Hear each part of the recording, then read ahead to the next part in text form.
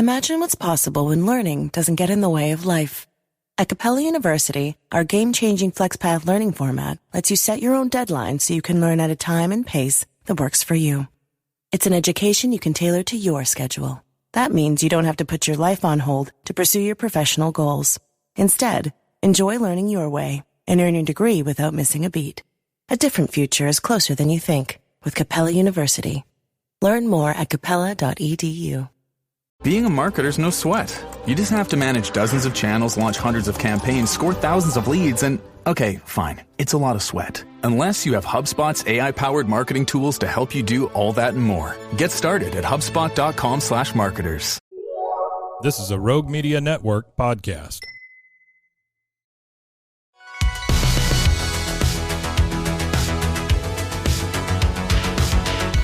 Welcome back to another episode of No Waco. This is your host, Debbie. Welcome back to another episode of No Waco. I'm your host, Debbie, and today we have a very special guest here in the studio. Go ahead and introduce yourself. All right. Hi, my name is Spencer Hopkins, and I am the founder of Protocol Creative. And here we go. Yeah, here we are. Here we are on the 21st floor of the Alico building. It's amazing. I haven't been this high up in a building in quite some time, and that elevator is something. A lot of people on the show are always concerned about which one did you take. So you got the one when I walk into the lobby, it's the one on the left. See, that's the worst one. Oh yeah, gosh, no, okay. you gotta get the middle or the left. So you didn't even warn me about I'm this. sorry. I should have. Oh my goodness. I did tell you to bring your you. ID to check in, and that was the important thing. Yeah. They do know who I am. I am on file now. We fingerprint you to get into the studio. And we do take down all your information just for legal sake. But they anyway, have my socials now. Can you believe socials, that? Your mother's maiden name, firstborn child, where I went to already high on school. file. Yeah, we keep it all on record just for this episode. But thank you so much for being here. Yeah, of course. One of the first questions I always ask new guests on the show is, what brought you to Waco, and what's your Waco journey? Yeah, so we were talking a little bit before we started going. My Waco story is not entirely my Waco story. Mm-hmm. So my fiance and I, my now fiance, we had been trying and praying for a way to get to Texas for as long as we can remember. I mean, we met in Idaho when we went to college, and then we got to this point where we're like, we want to. Let me back up just a little bit. So I grew up in Portland, just half an hour south of Portland, Oregon. She grew up in Kennewick, Washington, in the Tri-Cities. So that's southeastern Washington. Mm-hmm. And so we had grown up there in the Pacific Northwest our entire lives. And we had been hoping and praying and trying to figure out a way that we could get ourselves to Waco. She's a scientist. So she was working at the National Lab in Tri-Cities, Waco, or Tri-Cities, Washington. Yeah. Got Waco on the brain. Mm-hmm. She was working at the lab, and her boss said, "Hey, I just got this position. I'm going to open a lab at Baylor. I want you to come with and get your PhD with me and come work for me." And she said, "Well, that's an answered prayer." I'm in. So we both looked at each other and said, "Absolutely, it's about time." So we packed our bags, did a 3-day road trip to Waco, and we've been here almost 3 years. Wow, that's amazing. One of my best friends, she lives in Washington, and so they would do the Washington to Waco drive like 2 to 3 times a year, and I was like, y'all are crazy. That's nuts. I could not do it. No. I flew in. I love driving. I'll take my little 4-hour flight, and I'll be happy with it. Yeah, exactly. But that's amazing. Well, so that's beautiful coming here. So how long have you been in Waco now? We've been here for just under 3 years now. Wow, that's amazing. And now you're starting your own venture. Yes. So what has that been like? Oh, a lot. Good. Oh, my goodness. I think if you talk to any entrepreneur, if you talk to anyone who owns their own business, they'll have the same story. It started as something completely different. It bloomed into something that I'd never imagined it would be. And now I can't imagine doing anything else. I love it. Yeah. So tell me, what is your mission behind Protocol? And tell me what you do. Okay. So to understand Protocol, because I'm not like other branding agencies. Yay. Snaps. So to understand Protocol, you kind of have to understand where I came from and my kind of career path. So my career really started when I was working for my dad. And my dad is an exit planning advisor. So he helps businesses. He helps businesses pass the torch on to the next generation. So he helps facilitate the sale of the business. He helps identify who the next CEO or who the next business owner is going to be. And then he helps facilitate that transition process because it's a 15-year process. It's not something you do lightly because, you're handling your legacy now. So I started working for my dad, right? And the lessons that I learned working for him about the value of actually selling your business and transitioning and making your business last for more than one generation, phenomenal. There are a couple staggering statistics out there. 80% of businesses don't pass on to the next generation. So if you think about it, it's a complete tragedy because if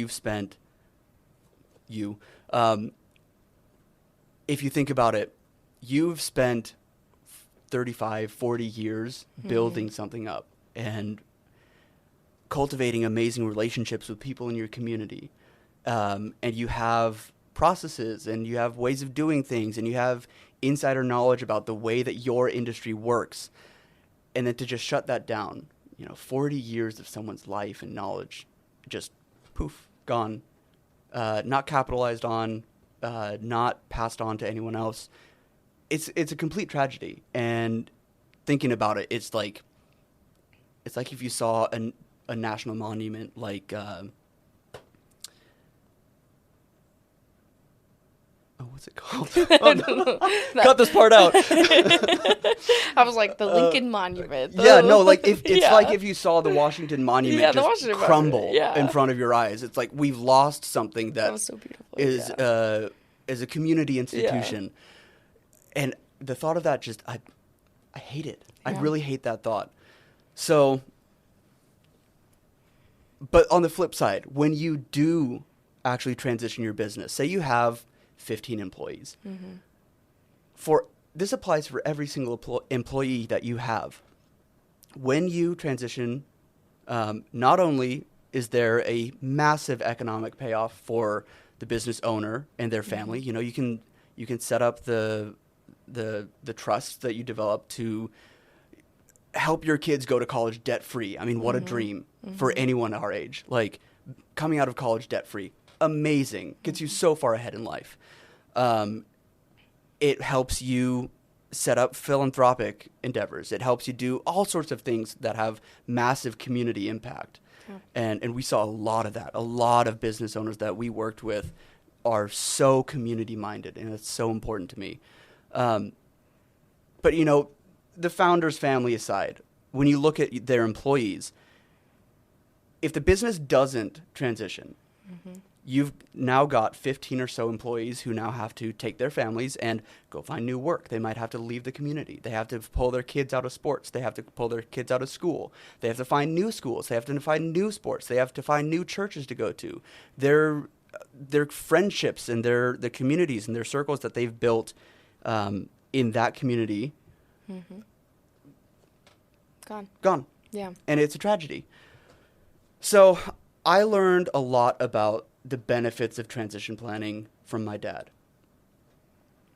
I also learned that I don't want to do that for the rest of my life. I looked around the office one day and I realized I'm surrounded by tax, legal, finance, paperwork just everywhere. And I looked at myself in the windowless office that I was sitting in and I thought, no. I can't do this. I can't do this. So I pulled the biggest 180 that I could think of. And I went to school and I studied graphic design. I was gonna say, and then you got a liberal arts degree. Exactly. So I got a Bachelor of Arts in graphic design, and my dad said, Spencer, you're going to regret it if you don't at least minor in business administration. So I did. Okay. That was a good idea. Thanks, Dad. My degree's in comms and PR. So. Exactly. So that was a big transition. So I transitioned from exit planning to graphic design. I studied graphic design, fell in love with it, fell in love with logo design and layout and typography and learning colors and all of that. I mean, when you think of graphic design, what do you think of? Usually businesses or merging, accounts or Sure. getting a business started and advertising kind of all goes hand in hand. Yeah. Marketing, product placement. Exactly. Et cetera, et cetera. So a lot of people think about the colors that you use. They think about fonts. They think about like my branding. What do I look like? How do I appear to other people? Another way that I just made a video on this on my socials. Another way that I like to think about graphic design is that it's visual communication. And when you think about it that way, you can start getting into what are we saying? Why are we saying it? Like, what are the colors? What's the theory behind red and yellow? It's exactly. the theory behind the colors you're choosing. Why does red evoke this? And in context, what does it mean here? So when you start thinking about it that way, you can start forming really clear ideas of exactly what message you want to say. And then you can also start thinking about who you want to say that to and why they care. And you can start just going down this little rabbit trail of thought. Eventually, you get far enough away from thinking of just graphic design, you get to the point where you're doing something called brand strategy, which is, when you think about it really simply, it's just...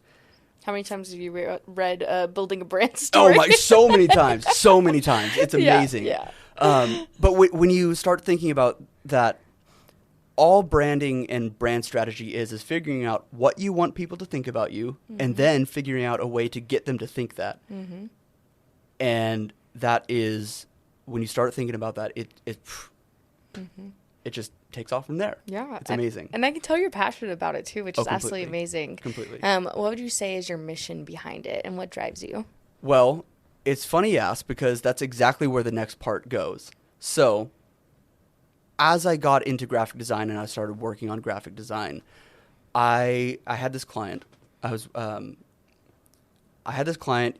It was a group of dentists, and they came to the design studio agency that I was working at, and they said, we need a new logo. And so I just hopped in and said, that's my thing. I'll do it. Let's go. And so I pumped out 500 different options, as you do. I was so excited to get into the actual work of it.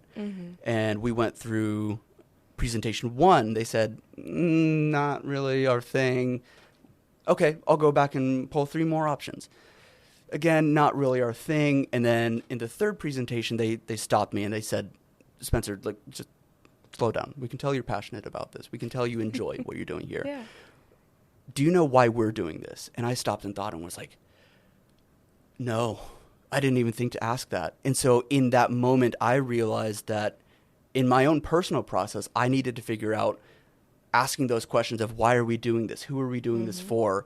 And that was kind of my first foray into brand strategy and, identity design as a whole as something bigger than just graphic design. So that was a whole process. So then I started looking at how do I do this more, because I really enjoyed, once I sat down with them and they said, we're doing it for this reason, for these people, and we want to have this as an outcome. I was able to go back to my studio, go back to my desk, pump out 3 other options that were dialed in on that thing, and then I went back and they said, perfect, that one. Yeah. And having that clear mindset and that clear strategy helped so much. It was incredible. I love that. So I realized that's what I want to do. So as I got further into brand strategy and figuring out who these things are for and identifying our mission and our vision and our values for people and what we stand for as a company, I realized I can use this to help other people build businesses that last for multiple generations and can be sold and passed on to the next generation. And I realized you're doing, or I'm right back where I started. And I had this kind of moment where I'm like, oh no, I've become my own father. I think everybody goes through that at least Everyone once in their goes life. through that. Yeah. That was my big moment of like, oh no, it's happened to me too. I love that though. Yeah. And what a full circle moment. And it's absolutely beautiful to get to see. Completely. With that, how do you think your experience and everything has kind of shaped what you do now versus what you did in your early days? It's a lot more high level. A lot more high level. A lot of people when I tell them, oh, I'm a brand strategist, or I do content strategy, or I do social media, they say, oh, so you're a graphic designer. Yes, and also you gotta say other the things. Yes, and. Classic improv move right there. Yes, and. So they asked me, okay, so what does that mean? Well, a lot of that brand strategy you can then take and apply to, okay, what do we want? It goes back to, what do we want people to know about us, and how do we get them to think it? You go through that process and you start to develop a whole bunch of different applications. One of those applications is social media marketing and marketing in general, but I like social media. Social media is the easier way to do it. It makes sense. Easier. In quotation marks. Easier. Correct. Yes. It's nobody gets social media, and we can talk about this. Yeah. Just No, even I don't get social media. We do it professionally. I do this professionally, and I don't get it sometimes. Yeah. The thing that people don't realize is when you do social media for yourself, it's the analogy of being inside the wine bottle and trying to read the label. You're just too close to it. Like, even myself, I do this professionally. If you look at my social media, it's all over the place. I don't know what I'm doing with myself because I'm too close to my own problem to solve it. Yeah. So that's what I help other people do, is I come in, and my tagline is that I'm an observational outsider. Ooh, snaps. I love it. I like to come in, and one of my talents that I'm really proud of and that I love to share with other people is I can walk into a space, or I can take a look at something, and I can say, boom, boom, boom, here are your 3 problem areas. These are the things that you need to fix. And if we fix those things, things should start to turn around. And as a track record, I mean, it's worked fairly well so far. I mean, I can't share a lot of things because of NDAs, but, it works pretty well. Yeah. I love that. Yeah. And with that, it is interesting to always see, like, being able to do that, and then, like, coming in with that outsider's perspective, or coming in with a different perspective. People don't often see that. Yeah. And then it's like, oh, what can I do to enhance this? Or, I mean, you're doing great already, but what can I do to make it better? Right. Those are always just those little things. Exactly. What is some advice you would give to other business owners, or maybe even other people who are kind of wanting to do something similar to you? What is some advice you would give them? Well, I mean, let's start with the business owners who are trying to figure out how to do social media better for themselves. Let's start with the definition of business. I mean, what is business when you break it down? I mean, I minored in business admin. All those classes that you take, it can be boiled down to one simple idea. All business is one party helping another party live a better life. So what does that mean? Like, how do you define a better life? Well, that's one of the things that you can work through. What does a better life look like for you? Does it mean time freedom, or do you get to spend more time doing what you want to do and less time in the office? Does it mean making more money and having more things to spend your money on? Like, what does a better life mean for you? But when you start to think about business as, how can I make life better for someone else? It changes your entire perspective. So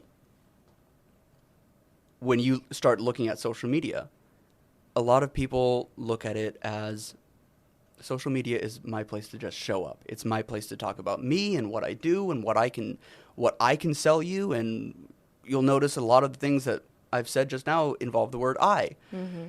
Social media, by definition, is social. It's a place for us to get out into the world and connect with a specific audience. And my watch keeps flashing you in the eyes. I kept saying it was doing it on your face. I'm so sorry. I'm going to take that off.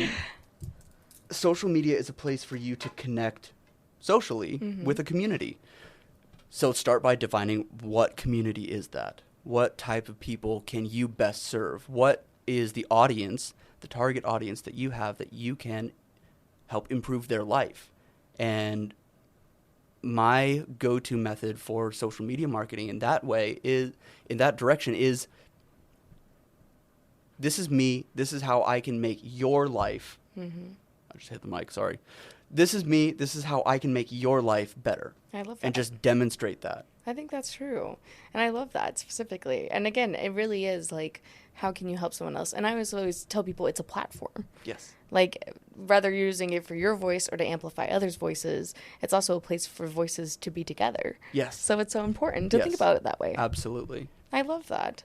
With that, kind of, what is like one of your bigger goals, or what are you looking forward to most? What is something you're working towards? Oh, gosh. Working towards? I mean, just getting off the ground, really. I mean, you're like, I meant this stuff. So, yeah. Yeah, understandable. Let's cut that. No, it's fine. Oh, gosh, I need to stop saying that. I mean, goals for the future, I mean, I exist to help other people. Mm-hmm. I am running a workshop, and maybe we should save this for the shout-out portion. Hey, that's okay. But I'm running a workshop on November 5th at the Chamber of Commerce, helping other people figure out how to do social media better. Kind of, I've written out this whole framework of what you can go through and how to identify your 4 target profiles and build content that connects with those people. I would love to get to the point where I can provide opportunities to other people. One of my foundational beliefs as a business owner is that if you own a business and if you provide a service, you're not just there to serve your customer. You know, business is not a self-serving thing, first and foremost. Business is there to serve the needs and the wants and the desires and the aspirations and all the philosophical things of your customers. I think just as much you're there to serve the people that help facilitate that. So anyone you work with, your partners, your employees, anyone who provides a service to you, I think you have a responsibility to provide opportunities to other people and help them grow in their character, help them grow in their career, in their opportunities, and then if it's the case, be a stepping stone for them to go out and do and be of service to other people with whatever skills that they've learned from working with you. So I really want to get to the point where I can scale protocol to bring in other people, because I'm not the smartest person in the room, and I never aim to be. I want desperately to bring in other people who know more about things than I do so that I can say, okay, we have a client, these are their goals. And I go back to the team and say, these are the goals, this is where we're headed. You're really good at this part of this. You're really good at the graphic design part. You're really good at the social media management part. You're really good at the project management part of things. And have each person using their God-given gifts to help support our client. And I want desperately to be able to provide those opportunities to other people. I love that. I love that, because when a lot of people talk about growth, it's always like, oh, like you were talking about, what do you want? What is the bettering the life? But to bring in other people, I think, is really just an easy goal. And again, it goes back to community. It's about expanding. Completely. It's about giving back. It's about serving your community. Creating that legacy, which I think is so important. Yes, and that's what I'm all about is, gosh, I've thought through the tagline so many times and I've rewritten it so many times, but it's taking your protocol is all about taking your business and turning it into taking your craftsman business almost. Because I like to work with people who really care about the quality of the things that they do. Low quantity, high quality is what I'm all about. But I love helping craftsman businesses transform into heritage brands that last for multiple generations. Because, again, it's about serving people. And the best way you can do that is to set up your business and your resources and what you know how to do best. Set it up for multiple generations. Teach other people how to do it the way that you would do it for your mission and for your values and the way that you envision it to be. And just protecting that and, you know, creating a protocol for people to follow, which is where the name comes from. Creating a protocol for people to follow so that they can encapsulate their ideas and pass it on to the next generation. I love that. That's absolutely amazing. And why do you think it's so important for you to be in Waco right now doing this? Waco is so quickly growing. I don't know if this is still true. I hope it is. But I read somewhere recently that Waco is the fastest growing economy in the United States. And that is mind-blowing. This is Waco. We're not in Dallas. We're not in Austin. We're in Waco. We're small town. We're community minded. And if we can help people in Waco grow those values, and spread those values with the world, amazing. I think the world would be better off for it. Mm-hmm. I think so too. And I think it really is beautiful getting to see Waco grow so much. With that, of course, we'll take a quick commercial break and then we'll be right back. All right. And now for a word from our sponsors.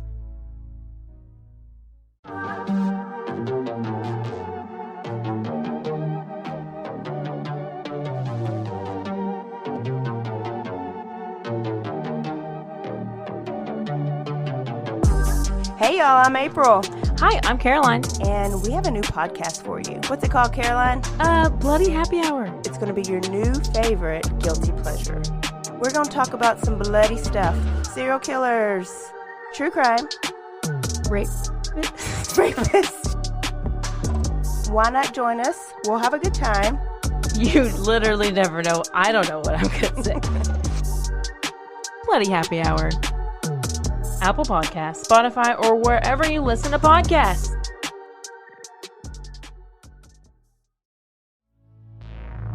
And now, back to the episode. And we're back. So we're just talking about your event that you're going to be having on November 5th and just talking about some of your plans for creating your own legacy. Yes. With that, one of the first questions I love to ask when we get back from break is, what is something you would like to see more of in Waco? Something I'd like to see more of in Waco is actually already happening. There is a large,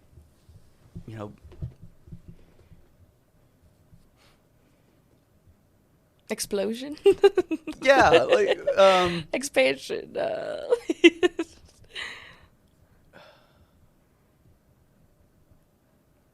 I've completely lost my train of thought. You're fine. It happens. Oh my gosh. And it's a hard question. I told you to think about it at the beginning. No, you did. You warned me about this. Something that I'd like to see more of in Waco is already happening. I'm just struggling to put it into words. It's just so beautiful. It's so hard to put into words. It's so aspirational and beautiful. It just I'm not quite the poet to put it into words. Exactly. Yes. No.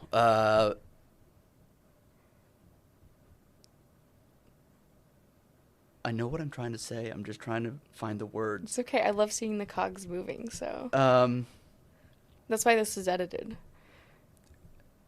Thank God. It's a very hard question. So. Thank you. No, something that I'd like to see more of in Waco is already happening. There is a kind of a spring of businesses and communities coming up with. I'm so sorry. You're fine. You're fine. You're like, what are we doing? It's okay. We're just vibing. Do you want to ask a question again? Yeah, let's do that. Okay. Let's do that. And what is something you would like to see more of in Waco? Something that I'd like to see more of in Waco, I'm actually seeing happen already. There is kind of a springing up, I guess, is the best way to put it, of businesses that are focused on quality over quantity, like I was talking about earlier. People that are focused on producing just an incredible product. We've got the new Magnolia Hotel that went up. That is just, if you've been in that space, it's crazy, amazing. I could live in there, no problem. Yeah, that's what I think it's based. Well, living occasionally, sure, for short periods of time. But I mean, I could live in there genuinely. Yeah. It's so beautiful, and it's such an amazing space that promotes creativity. We've got Hotel Herringbone that just went in with some of the most, just great drinks. Yeah. With such an attention to detail. I love working with businesses that focus on the quality and the detail and creating heirloom type crafts, like woodworking crafts, like cabinetry and carpentry and just amazing stuff like that. Yeah. But there's a resurgence. It's not really a resurgence, more of just a surgence of high quality things coming to Waco, and it's really turning Waco into a beautiful, beautiful community. Yeah. I agree too. And I think that's why it is so important to have people that do like you do, because with us having all these new businesses, what makes them stand out? What makes them different? Why is it important to be here in Waco? And I think that's so important for people to realize as well. But it's so cool to get to see that we're living in that timeline right now. Oh, completely. What is something you love most about Waco? You know, something I love most about Waco is just the people. They're fantastic. And it ties back into something that it ties back into your last question about what I want to see more of in Waco. That Cool people. Cool people. Cool people. You know, cool people who are fun to be around. Yeah. But also cool people who are fun to be around, who are doing things for a reason, who are mission focused, businesses with a purpose. We've got a few businesses that are philanthropic, and maybe philanthropic is the wrong word. But they're focused on giving. They're focused on doing something for the community. Again, not focused on serving themselves, but not focused on serving themselves, but focused on serving their community. Yeah. Right? Which I think is just so important. Yeah. Again, it comes back to community. Yeah. And I think Waco right now, especially how fast we're growing, it's really amazing to get to see that. Completely. And a lot of people say the reason why they love Waco is because it has the big city feel, but still is community. Like, it still has that small town vibe. Definitely. There are things you can do in Waco, Yep. for sure, but it retains that small town culture. And I mean, that is culture. Let's talk about culture and how important that is to a community.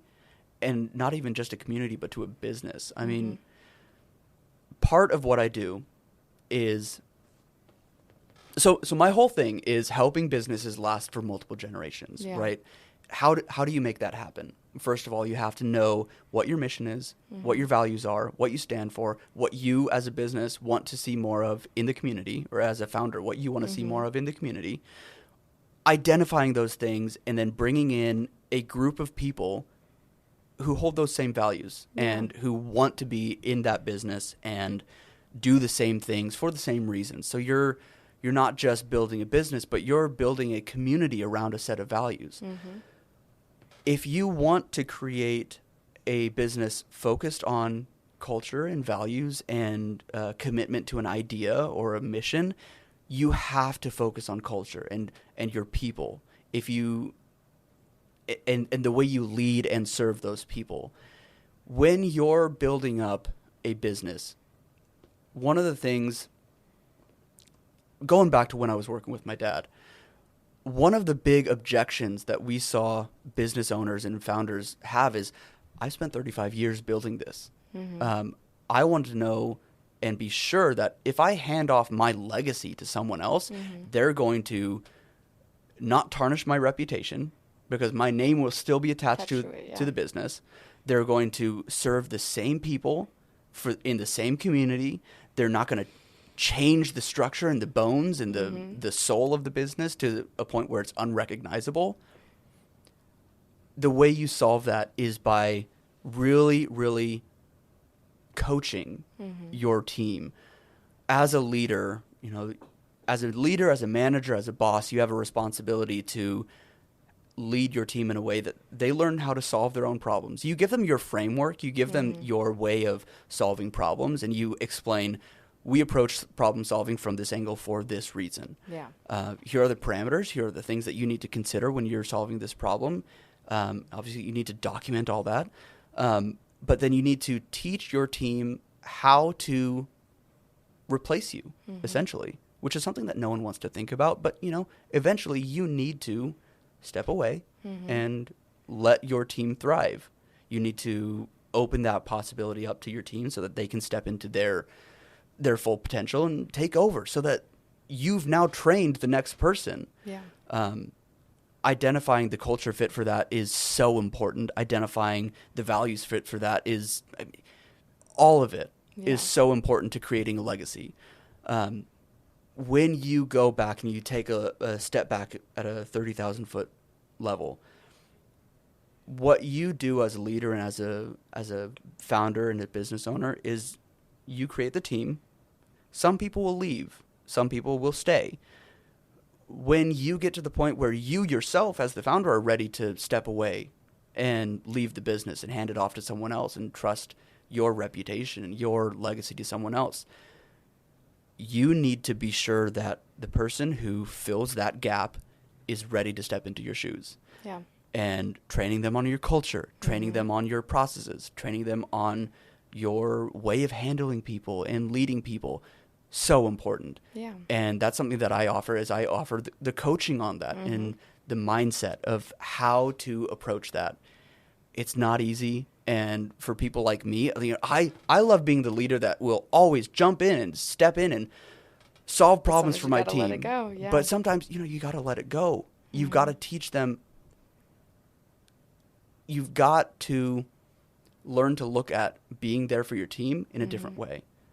You're still being there for your team, but it just means showing up a little bit differently. Yeah. And I think that's so important as we go back to community. With that, it does sound like you've had a beautiful community around you and have been able to kind of build that up on top absolutely. Of it. I mean, it already leads into my next question. Do you have anybody you want to shout out that's kind of helped you along this journey? Or anybody else? Absolutely. So, one, my parents. As I said in the beginning, I mean, my parents were foundational in shaping who I am as a person. What I believe, why I approach things a certain way. You know, my dad and my mom, they taught me everything I know about project management and how to lead people and, you know, just how to be a good person. And I value that so deeply. You know, my fiance, she is amazing. You know, I've never had a doubt she's never expressed doubt towards what I want to do and why I want to do it. She's been my biggest supporter, and I'm the luckiest guy in the world, truly. She's phenomenal, and you know, her work ethic just drives me to.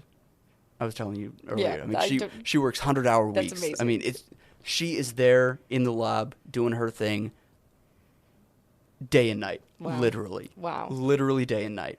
And so seeing her work that hard, just I want to work that much harder for her too. There are a few resources that I could not be in this mindset without, you know, additional to my friends and my family. Yeah. There is a community online called The Future. It's led by this guy named Chris Do, who absolutely changed well, not absolutely changed, but you know, added the little seasoning. Because you know, my dad is in exit planning. He's a finance guy. My mom was a CPA. She was a project manager. So we've got a whole bunch of I forget the difference. Left brain or right brain. You know, I'm the first person to go from more creative, from you know the tax, legal, finance side of things to the art and design side of things. You know, it's a different way of approaching it. It's a different way of thinking. And so I've never like, how do you help clients through thinking something through like graphic design? Like, what are the parameters for success? It's, in their eyes, a lot of the time, it's art. How do you qualify art as being successful or not successful? This community has been absolutely phenomenal. They have a group called The Accelerator, which I was fortunate enough to be on their advisory board for a while, for about 6 months, before they cycled through and said, all right, we're going to have our next set of advisory members. And they have an incredible framework for getting your creative business off the ground. Their framework, I mean, I've seen so many people go through that framework and they get their 5-figure badge. They get their I got a client from outreach badge. They get their, I mean, you hear about communities like this online and you join them and it's just dead silent. There's not any actual community. Exactly. It's not a community. It's just a course. Not at all the case. This is the most involved, engaged, creative community I've ever had the pleasure to be a part of. Wow. And they're fantastic. I love that. Yeah. That's amazing. Yeah. Wow. And is there anyone else you would like to shout out that's helped you along this journey?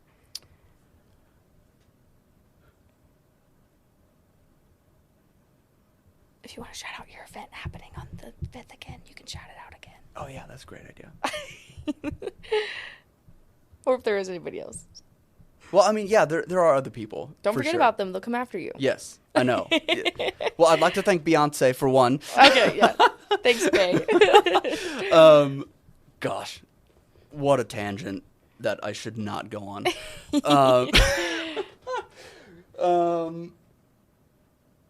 Good grief. I mean, so other communities that I've been a part of that have been super helpful. Startup Waco is one. Startup Waco. It's super involved Amazing. community. We've got the Waco YPs. Super amazing. Love those people. But, you know, it all comes back to, you know, my faith is super important to me. And my relationship with Christ and the way that I've learned to lead people in that way of being a servant leader has just my entire business philosophy. When I step back and I study it, it's all founded on the principles of Christ. I mean, it's just being there to serve others and putting yourself last. Love God, love people. Absolutely. Yeah, I love Absolutely. It's amazing. That's amazing. You know, I've got this workshop that I'm doing coming up on November 5th, where, you know, if you're struggling to grow on social media, like if you have been showing up, you've been chasing the viral trends, you've been using all the hashtags, and it's just not clicking. Unfortunately, it sounds like there's something wrong with what you're saying or who you're trying to talk to. So I'm running a workshop. It's free. There's only 20 spots available, but I'm running it out of the Chamber of Commerce, and I'm going to help you look at social media differently, understand why people are on social media in the first place. I'm going to help you understand who you should be talking to, understanding the different platforms and what they exist for. I still don't understand X, so, you know. Oh, gosh. Do any of us? No. Do any of us? I mean, we try our best. We try our best. But, I mean, each platform is different, and it's built for a different reason. And if you're trying to put LinkedIn content on X, it's not going to work. It's not going to work. It's not going to work. That's not what people are there for. Yeah. And so understanding, you know, your audience's mindset and what they're thinking about and what they want and how you can best show up for them.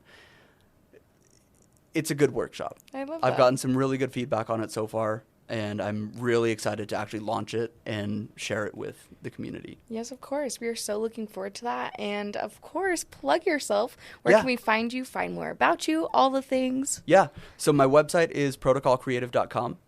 My socials are protocol.creative on Instagram. I'm on LinkedIn. My personal Instagram is _ Spencer Hopkins. And, give me a follow. Those DMs, yeah. If anything like this, if any of the things that we've talked about are interesting in any way, shape, or form, or if you just want to slide in and say, hey, go for it. I'm always there. All right, perfect. Well, thank you so much again for your time. This has been such a wonderful conversation. Of course. And it has been so enlightening. With that, last but not least, is there anything else you would like to share with our listeners today? It's time for your little soapbox moment.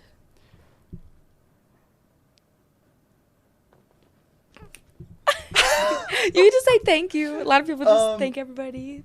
Come out, come say hi, whatever. Have any bigger picture words you'd like to say? You know, I'm such a big picture person.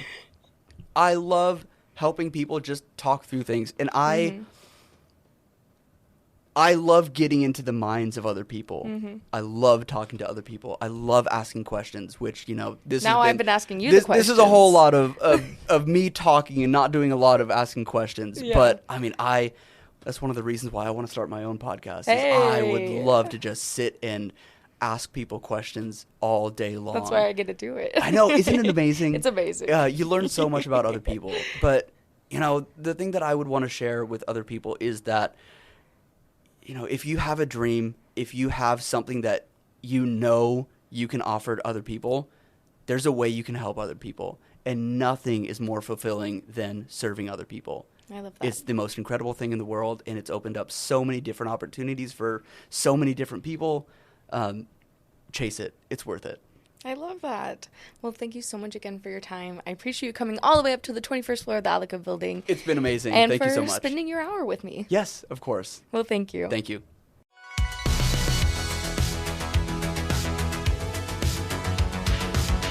Find us everywhere on all social media platforms, KNOW_Waco. Check us out at roguemedianetwork.com, and we're on YouTube under Rogue Media Network. Check out nowaco.com.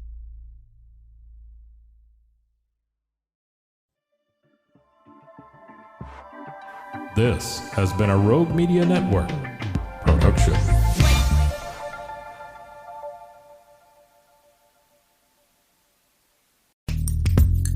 Are you a podcaster? Let's talk podcast hosting. Are you tired of your current podcast host? Need real support in a community that gets it? At Rogue Media Network, we offer top-tier podcast hosting services to help you thrive. From hosting and distribution to dedicated support, we've got you covered. Starting as low as $25 a month. Join our community of passionate podcasters today. Contact us at hello@roguemedianetwork.com.